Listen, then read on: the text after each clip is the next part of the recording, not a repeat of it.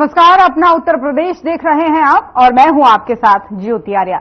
मुख्यमंत्री योगी आदित्यनाथ द्वारा अटल आवासीय विद्यालयों के नए शैक्षणिक सत्र का शुभारंभ किया गया।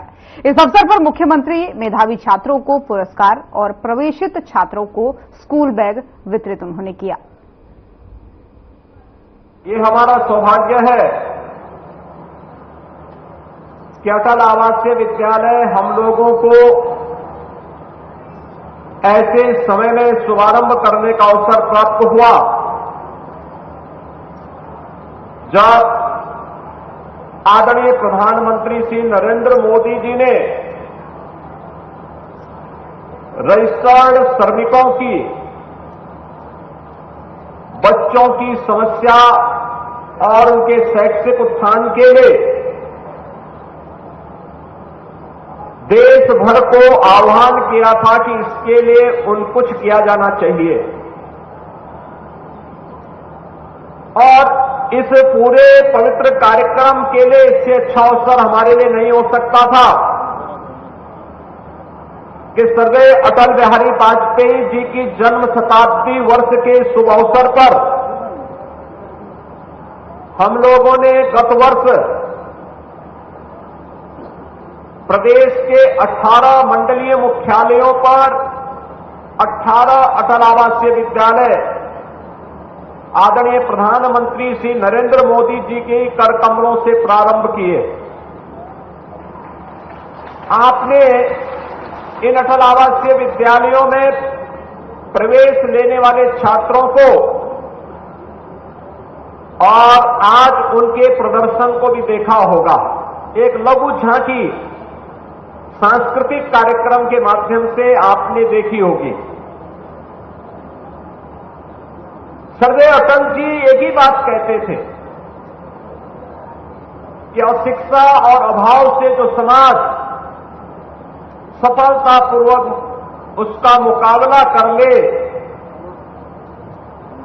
उसको सुरक्षित और समृद्ध होने से दुनिया की कोई ताकत रोक नहीं सकती। याद रखना, ये अभाव और अशिक्षा ये दोनों समाज के सबसे बड़े दुश्मन हैं। अभाव आता है गरीबी से, अकर्मण्यता से, अराजकता से, भ्रष्टाचार से, आपसी बंटवारा से, और जहां भी भ्रष्टाचार होगा, अराजकता होगी, अभाव होगा, वहां पर जंगल राज भी होगा, अव्यवस्था होगी, असुरक्षित माहौल होगा, किसी का सम्मान नहीं होगा। और अशिक्षा है, इसलिए जब समाज को अच्छे बुरे की जानकारी न हो, जब समाज को सही दिशा में नेतृत्व न मिले, तो अशिक्षा जैसी बुराइयां फिर तेजी के साथ फैलती हैं और समाज का एक बड़ा तबका जब इसकी चपेट में आता है तो फिर गरीबी, भूखमरी, अभाव, ये सारी विकृतियां समाज के सामने देखने को मिलती हैं। स्वर्गीय अटल जी के सामने एक बड़ी चुनौती थी, एक व्यापक जीवन का अनुभव था और उस व्यापक जीवन के अनुभव को उन्होंने अपने शब्दों से, अपने काव्यों के माध्यम से, और जब सरकार में आने का अवसर प्राप्त हुआ तो इन बुराइयों से लड़ने के लिए एक व्यापक कार्य योजना को जमीनी धरातल पर उतारने का कार्य उन्होंने अपने कालखंड में किया था। ये हमारा सौभाग्य है कि स्वर्गीय अटल जी की स्मृतियों को 18 अटल आवासीय विद्यालयों के माध्यम से प्रधानमंत्री मोदी जी के संकल्पना के अनुरूप जमीनी धरातल पर उतारने का प्रथम चरण का कार्यक्रम शुभारंभ होने के साथ साथ इस द्वितीय शैक्षिक सत्र का शुभारंभ करने के लिए आज हम सब यहां पर एकत्र हुए हैं। मैं लखनऊ, सहारनपुर, मेरठ, बरेली, मुरादाबाद, अलीगढ़, आगरा, कानपुर, झांसी, बांदा, प्रयागराज, मिर्जापुर, वाराणसी, आजमगढ़, गोरखपुर, बस्ती, अयोध्या और लखनऊ, इन सभी 18 मंडलीय मुख्यालयों पर, जिसमें मेरठ का विद्यालय बुलंदशहर में और झांसी का ललितपुर में संचालित है, मुरादाबाद निर्माणाधीन है और बरेली का भी निर्माणाधीन है, लेकिन एक साथ 18 जिला मुख्यालयों पर, उन मंडलीय मुख्यालयों पर 18 अटल आवासीय विद्यालय संचालित हो चुके हैं, जिसमें मुरादाबाद के बच्चे बुलंदशहर में और बरेली कमिश्नरी के बच्चे लखनऊ अटल आवासीय विद्यालय में भी अध्ययन कर रहे हैं। नए सत्र में, अगले नए सत्र में वे सभी अपने विद्यालयों में जाएंगे। इस अवसर पर नए शैक्षिक सत्र के लिए मैं आपको बधाई देता हूं, अपनी शुभकामनाएं देता हूं। हमें याद रखना होगा, व्यक्ति हो या समाज,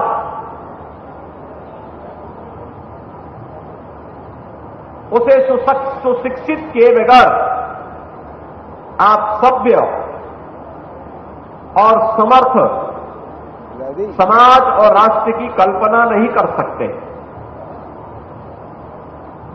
यानी एक सशक्त और समर्थ राष्ट्र की परिकल्पना साकार होगी जब समाज सुशिक्षित होगा, सभ्य होगा और अटल आवासीय विद्यालय शिक्षा की गुणवत्ता का मानक बने। एक इंटीग्रेटेड कैंपस शैक्षिक स्कूली शिक्षा का होना चाहिए, इसका माध्यम बने। बिना भेदभाव के समाज के हर तबके के बच्चे को उसकी जाति, उसका चेहरा, उसका क्षेत्र, उसकी भाषा पूछे बगैर उसका भी अधिकार होना चाहिए देश के संसाधनों पर, समाज के संसाधनों पर, सरकार के संसाधनों पर।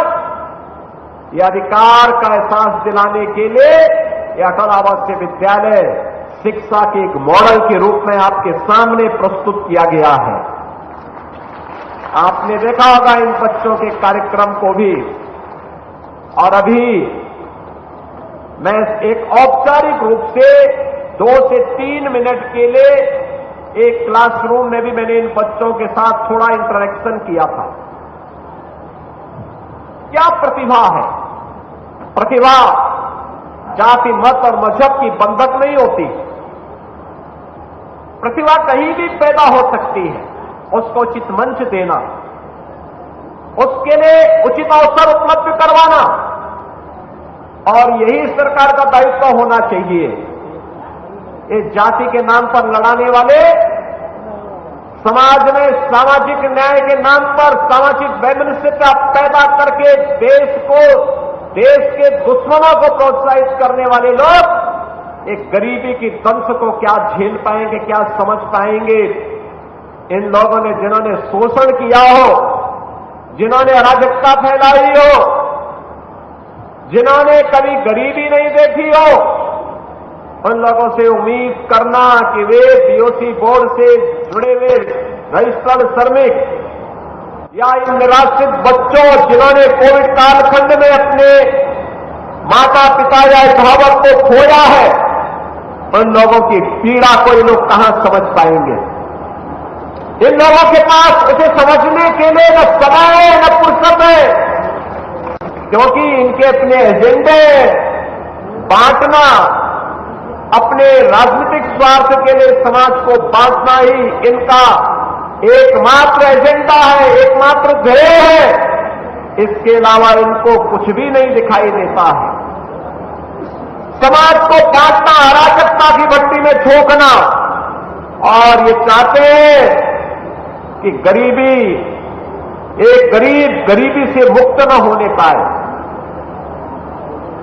एक गरीब अभाव से मुक्त न होने पाए, एक गरीब अशिक्षा से मुक्त न होने पाए, क्योंकि अगर हो जाएगा तो इनके बंटवारे की सामाजिक वैमनस्यता की राजनीति पूरी तरह समाप्त हो जाएगी। इसलिए एन केन प्रकारेण ये लोग समाज को विभाजन के कगार पर पहुंचाते हैं और लगातार यही कारण है कि सरकारें पहले भी थी, पैसा पहले भी था, सरकार के पास भी था, बीओसी बोर्ड के पास भी था, लेकिन इन गरीबों के लिए क्यों नहीं ये कार्य हो पाया, क्यों नहीं हो पाया। और अभी तो हमने 18 विद्यालय प्रारंभ किए हैं और मैं आपको बताना चाहता हूं, अगले सत्र के लिए हम लोगों ने अभी से व्यवस्था की है। 1.5 स्कूल हर गरीब के बच्चे को, हर वंचित के बच्चे को बिना भेदभाव के अगले सत्र के लिए हम लोगों ने अभी से बेसिक शिक्षा परिषद को 57 विद्यालयों का पैसा दे दिया है। 57 अन्य जनपदों में से विद्यालय खुलने जा रहे हैं। हाँ, वे 1.5 स्कूल होंगे।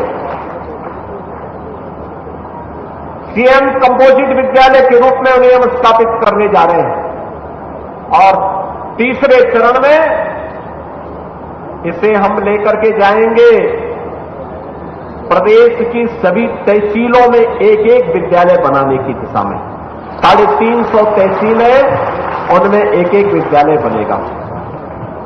चौथे चरण में 825 विकास खंडों में इस प्रकार के विद्यालय बनेंगे। और याद करना, जब 825 विकास खंडों में इस प्रकार के विद्यालय बनेंगे,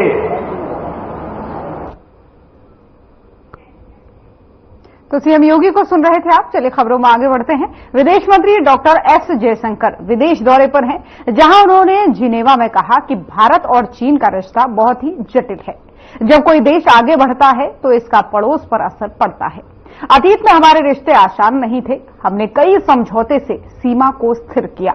2020 में जो हुआ वो कई समझौतों का उल्लंघन था।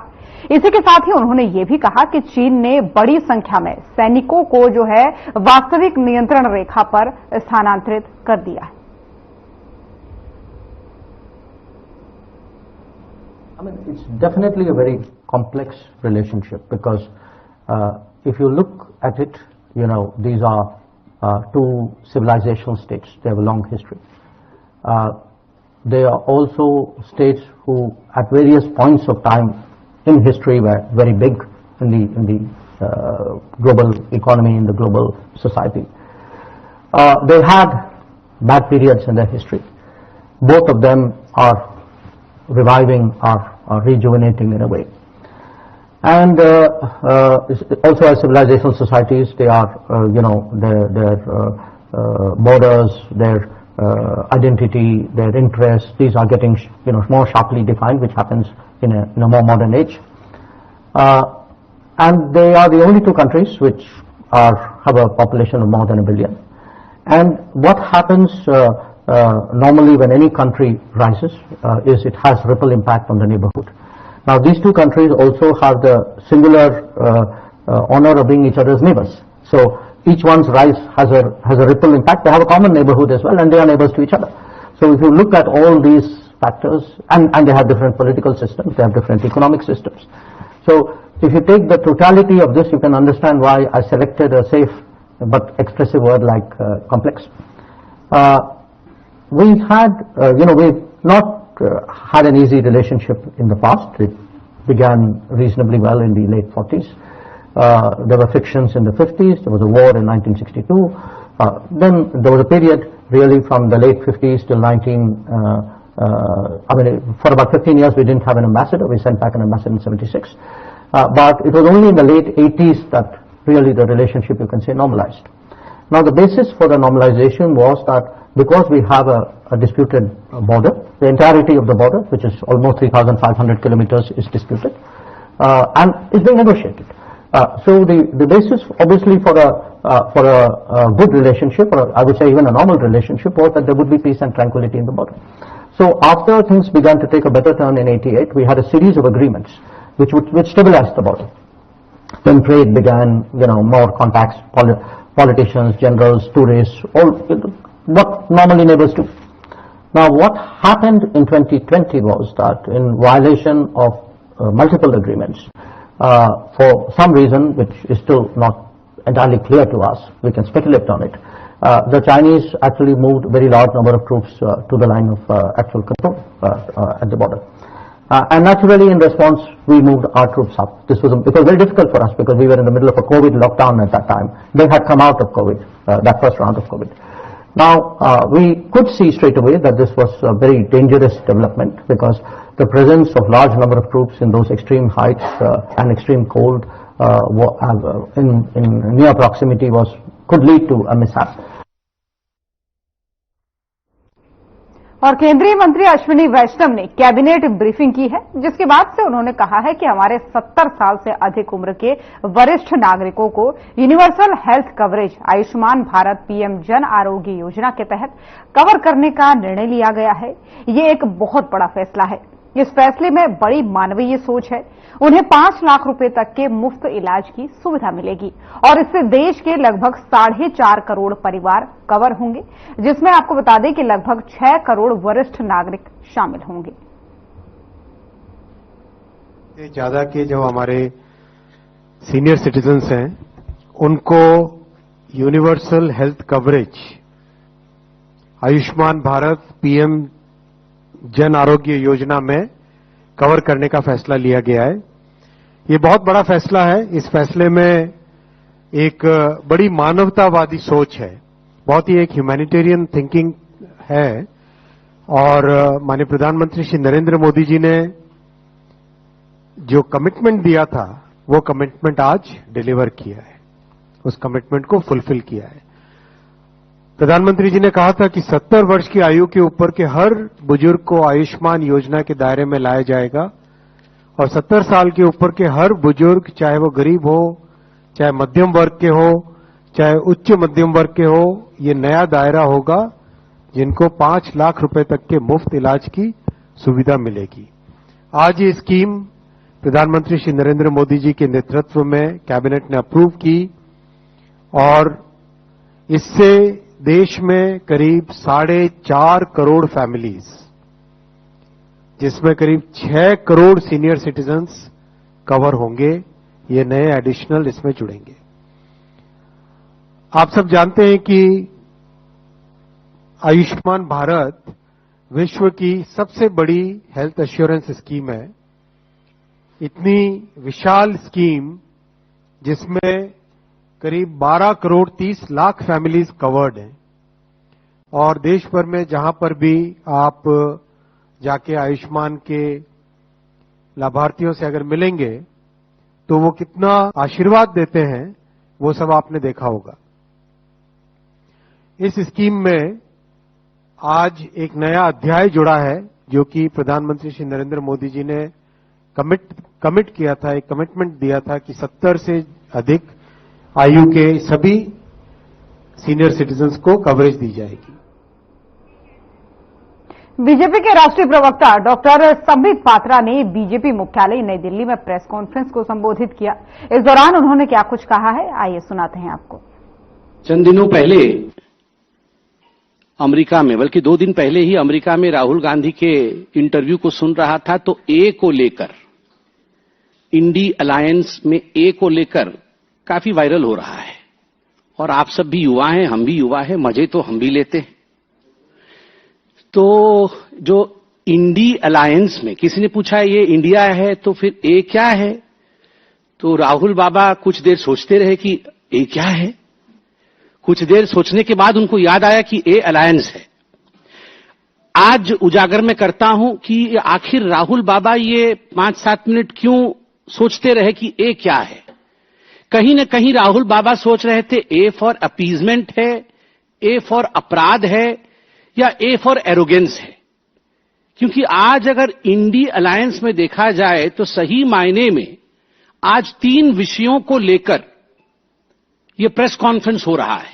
ए फॉर अपराध, आज टीएमसी का अपराध बंगाल में।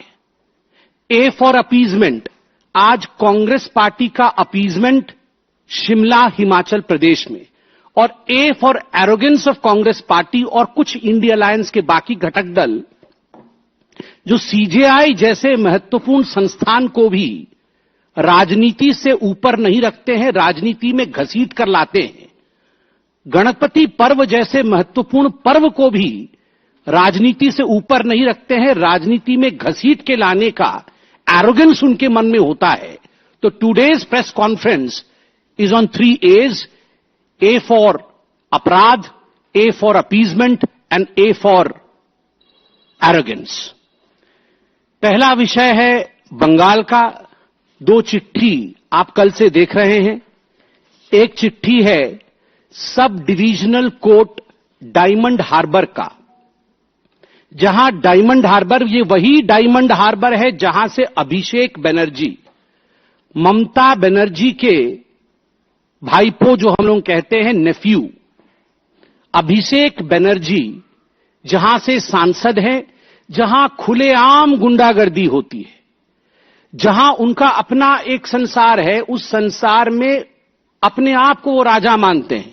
वहां ना पुलिस की चलती है, ना कानून का चलता है, ना वहां जजेस की चलती है, वहां किसी की दबंगई चलती है तो वो ममता बनर्जी और अभिषेक बनर्जी की चलती है। तो उसी डायमंड हार्बर के सब डिविजनल कोर्ट के और विदेश मंत्रालय के प्रवक्ता रणधीर जायसवाल का बयान सामने आया, जिसमें उन्होंने कहा कि जुलाई में प्रधानमंत्री नरेंद्र मोदी के रूस दौरे के बाद से अब तक 35 भारतीयों को रूसी सेना से डिस्चार्ज किया जा चुका है और प्रधानमंत्री के दौरे से पहले 10 भारतीय नागरिकों को डिस्चार्ज किया जा चुका था। करीब 50 भारतीय नागरिक अभी भी रूसी सेना में हैं और हम उन्हें जल्द से जल्द डिस्चार्ज दिलाने की पूरी कोशिश कर रहे हैं। इसी के साथ ही उन्होंने कहा कि बांग्लादेश के साथ व्यापार और वाणिज्य शुरू हो गया है। दोनों देशों के बीच आवश्यक वस्तुओं और अन्य वस्तुओं को ले जाने वाले ट्रक चल रहे हैं। Trade and commerce. See, trade and commerce have started with Bangladesh. Trucks are plying between the two countries, carrying essential commodities and whatever else that is being traded between India and Bangladesh. We had given you details about our High Commissioner calling on when he made the introductory call on the Chief Advisor, and he discussed issues of mutual interest, where he conveyed that India will continue to work with Bangladesh to fulfill this shared aspirations of the people of both countries for prosperity, security and development. So that is, how we approach, we are approaching our engagement with Bangladesh. On the projects part, I had informed you earlier as well that, several of the projects have been impacted because of the situation in Bangladesh right now. They have been disrupted, and these projects will recommence when the security situation in Bangladesh permits. People who are personnel who are working on those projects, and they can return and they can resume work. There were also last time a question on the Friendship Pipeline project. That, of course, project, it is between Numaligarh to Parbatipur in Bangladesh, through which we are supplying high-speed diesel. This project is in operation since March of 2023. There are some added issues in regard to this friendship project, extension of the pipeline, on which we have made some proposal to Bangladesh, and we await their comeback on it. So, this particular issue of Indians, nationals who've been recruited in the Russian army and they want to be released, we have taken up this matter with the Russian side. We have been informing you of the developments. In July, when our Prime Minister traveled to Russia, he also took up the matter with President Putin. And since Prime Minister's visit, 35 Indian nationals have been discharged.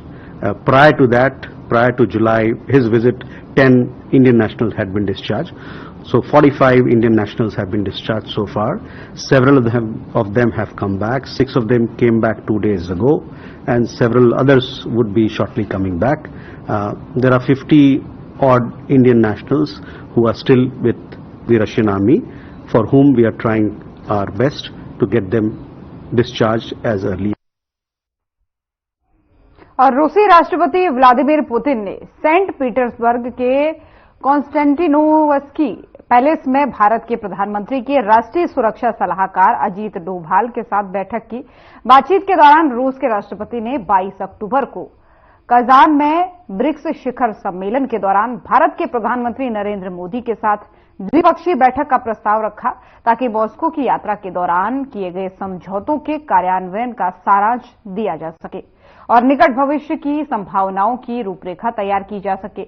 Ajit Doval ने प्रधानमंत्री की ओर से उनका आभार व्यक्त किया है।